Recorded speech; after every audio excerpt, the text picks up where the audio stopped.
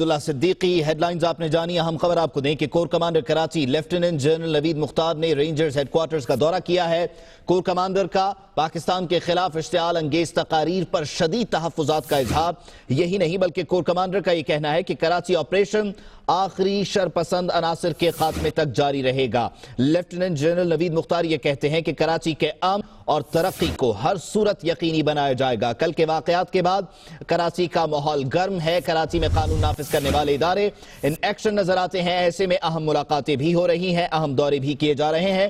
اس وقت اہم خبر یہ ہے کہ corps commander Karachi lieutenant general Naveed Mukhtar نے رینجرز ہیڈ کوارٹرز کا دورہ کیا ہے اور کور کمانڈر کا پاکستان کے خلاف اشتعال انگیز تقاریر پر شدید تحفظات کا اظہار۔ یہ کہا گیا ہے کہ کراچی کے امن کو یقینی بنایا جائے۔ یہی نہیں بلکہ ایک اور اہم ملاقات بھی ہوئی ہے گورنر سندھ سے کور کمانڈر کراچی کی، اور اس ملاقات میں صوبے میں امن و امان کی مجموعی صورتحال اور کراچی میں جاری آپریشن پر تبادلہ خیال کیا گیا ہے۔ لیفٹیننٹ جنرل نوید مختار کا یہ کہنا ہے کہ کراچی کے امن کو ہر صورت برقرار رکھا جائے گا۔ توڑ پھوڑ میں ملوث افراد کے خلاف قانون کے مطابق کارروائی ہوگی۔ گورنر سندھ نے یہ کہا ہے کل کے حالات کے بعد اب نظر آ رہا ہے کہ حالات قابو میں کرنے کے لیے کوششیں کی جا رہی ہیں۔ اس سلسلے میں متحدہ کے کئی رہنماؤں کو گرفتار کیا گیا، دفاتر سیل کر دیے گئے۔ ایسے میں متحدہ کے مرکز 90 کو بھی سیل کیا گیا۔ یہی نہیں بلکہ حیدرآباد، سکھر اور سندھ کے مختلف شہروں میں زونل آفیسز کو بھی بند کر دیا گیا ہے۔ کراچی کے مختلف علاقوں میں موجود